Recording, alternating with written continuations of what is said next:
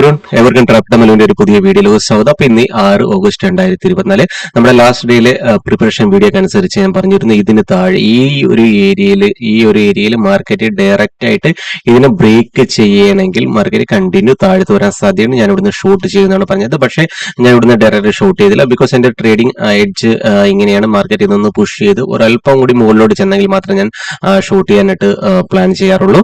ഇങ്ങനെയുള്ള അവസരങ്ങൾ നേരിട്ട് കണ്ടിന്യൂ താഴ്ത്തു വരുന്ന അവസരങ്ങൾ ഞാൻ വിട്ടുകളയും. ബിക്കോസ് ഇവിടെ റീറ്റെയിലറിന് കയറാൻ അവസരം കൊടുക്കുന്ന മാർക്കറ്റാണ്. അങ്ങനെയുള്ള മാർക്കറ്റ് ഞാൻ എൻട്രി എടുക്കാറില്ല. അതിനുശേഷം മാർക്കറ്റ് ഒരു അവസരം കൂടി എനിക്ക് തന്നിരുന്നു. ഇവിടെ ഒരു ട്രെൻഡ് ലൈൻ നോക്കിയാണെങ്കിൽ ട്രെൻഡ് ലൈൻ ബേസിൽ നോക്കിയാണെങ്കിൽ വോളിയം ഒരല്പം ബയേഴ്സിൽ വലിയ സ്ട്രോങ് ആയിട്ട് ഇല്ലെങ്കിലും ബട്ട് ചെറിയ രീതി വലിയ സ്ട്രോങ് ബൈ എന്താ പറയുക ഒരു വലിയ ബിഗ് ക്യാൻഡിൽസ് ഇല്ലെങ്കിലും വോളിയത്തിനകത്ത് but market slow and steady ഈ ഡേ ലോയെ ബ്രേക്ക് ചെയ്തു കറക്റ്റ് റീടെസ്റ്റ് ചെയ്തു കണ്ടിന്യൂ താഴ്ത്തു വരികയാണ് ചെയ്തത്. സോ അതിനർത്ഥം എന്താണ് ഈ വന്നതിനകത്ത് ഒരല്പം സ്ട്രോങ് ഉണ്ടെന്നാണ് നമുക്ക് മനസ്സിലാക്കിയെടുക്കാം. ബിക്കോസ് ഓൾറെഡി ഈ താഴത്തെ പ്രോപ്പർ റീടെസ്റ്റ് ചെയ്തിട്ടുണ്ട് കണ്ടിന്യൂ അതിനുശേഷം താഴത്താണ് വന്നത്. നോക്കിയെങ്കിൽ വോളിയം ഒരല്പം ബയേഴ്സിനെ അപേക്ഷിച്ച് ഒരല്പം കൂടുന്നുണ്ടായിരുന്നു. സോ ചെറിയ രീതിയിൽ എവിടെയോ ഇൻസ്റ്റിറ്റ്യൂഷൻ വന്നതുപോലെ നമുക്ക് പ്ലാൻ ചെയ്യാം. അതിനനുസരിച്ച് ഞാൻ ഇവിടെ ഒരു ഓർഡർ ഇട്ടിരുന്നു. ഈ ഒരു ഏരിയ ഈ ട്രെൻഡ് ലൈൻ ബ്രേക്ക് ചെയ്തു. അതിനുശേഷം ഈ ഇതിനെ മാർക്ക് ചെയ്തു. ഈ ട്രെൻഡ് ഈ ഒരു റെസിസ്റ്റൻസിനെ മാർക്ക് ചെയ്തു. ഓക്കെ, ഈ റെസിസ്റ്റൻസ് ബ്രേക്ക് ചെയ്ത് ഒരല്പം കൂടി പുഷ് ഈ ഒരു ഏരിയയിലെ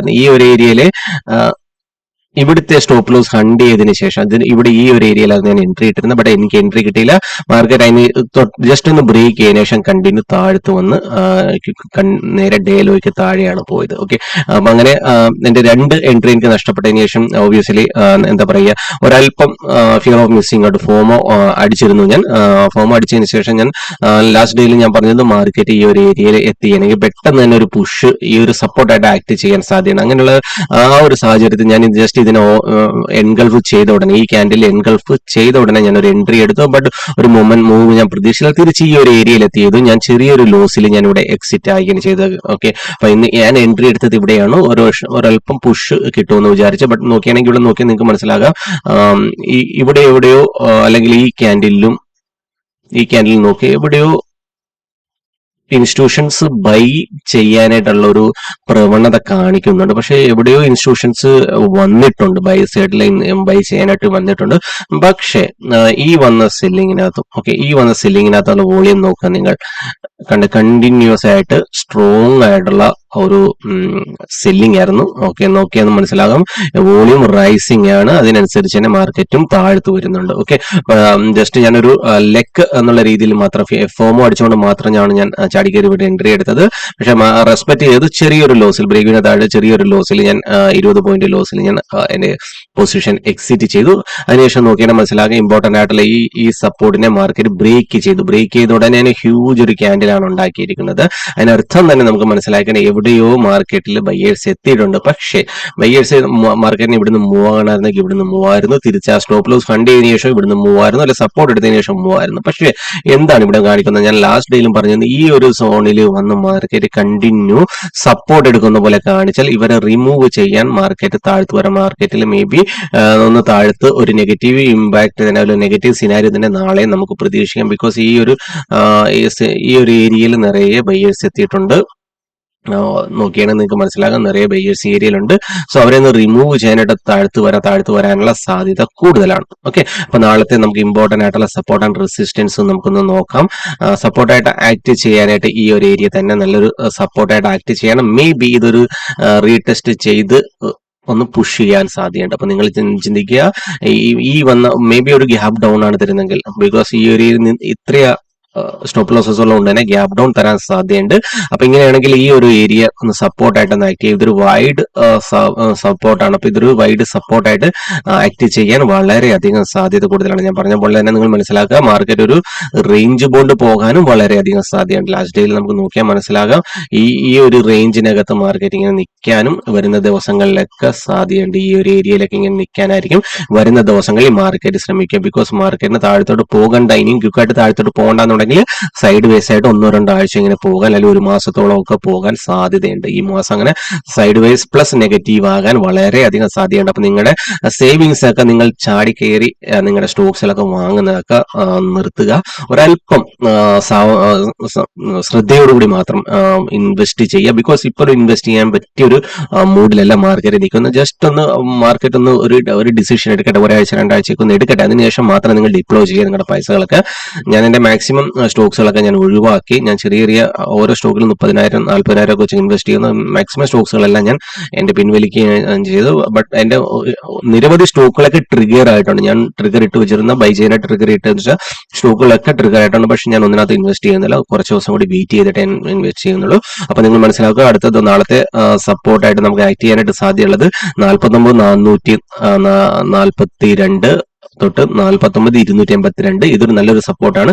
അതിനുശേഷം ഈ സപ്പോർട്ട് ഒന്ന് ബ്രേക്ക് ചെയ്താൽ, ഓക്കെ, ഈ സപ്പോർട്ട് ബ്രേക്ക് ചെയ്താൽ നല്ല ഗ്യാപ്പ് ഉണ്ട് ഈ ഏരിയയിൽ. ഓക്കെ, ഈ ഏരിയയിൽ മൂവ് ആകാൻ നല്ല സ്ഥലമുണ്ട് മാർക്കറ്റിന്. അതുതന്നെ 48,450 തൊട്ട് ഈ ഒരു ഏരിയ 48,200 വരെയുള്ള ഈ ഒരു ഏരിയ സപ്പോർട്ടായിട്ട് ആക്ട് ചെയ്യാൻ സാധ്യതയുണ്ട്. ബിക്കോസ് ഈ ഏരിയയിലൊക്കെ ഇൻസ്റ്റിറ്റ്യൂഷൻസ് ബൈ നടന്ന സ്ഥലമാണ്.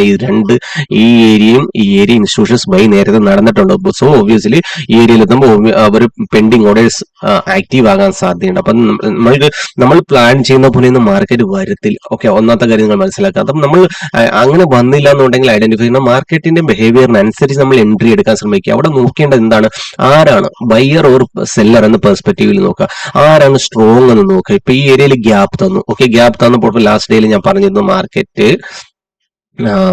ഈ ഒരു റേഞ്ച് അകത്താണ്. ഓക്കെ, അപ്പൊ നേരിട്ട് ഈ റേഞ്ചിനെ ഇവിടെ നേരിട്ടാണ് ബ്രേക്ക് ചെയ്തത്. കണ്ട, തിരിച്ചു വന്ന് സപ്പോർട്ട് എടുക്കുന്ന പോലെ കാണിച്ച് കണ്ടിന്യൂ താഴ്ത്തു വന്നു. അപ്പൊ ഞാൻ ഓബിയസ്ലി നിങ്ങളോട് പറഞ്ഞത് ഈ ഒരു ട്രെൻഡ് ലൈൻ ബ്രേക്ക് ചെയ്യുമ്പോഴേ ഇവിടെ ചാടി കയറി സെല്ല് ചെയ്യാൻ നിൽക്കരുത്. ബിക്കോസ് ഇങ്ങനെ സെല്ല് ചെയ്യുന്നവരെ മാർക്കറ്റ് റിമൂവ് ചെയ്യും. അതിനുശേഷം മാത്രമേ അതിനെ കണ്ടിന്യൂ ഏത് ഡയറക്ഷനിലോട്ട് പോകാൻ ആഗ്രഹിക്കുന്നു ആ ഡയറക്ഷനിലോട്ട് പോകുള്ളൂ. അല്ല, നിങ്ങൾ വീഡിയോ കാണാത്തവരാണ് ആ വീഡിയോ കാണുക എന്നുള്ള വളരെ ഉപകാരപ്പെടും.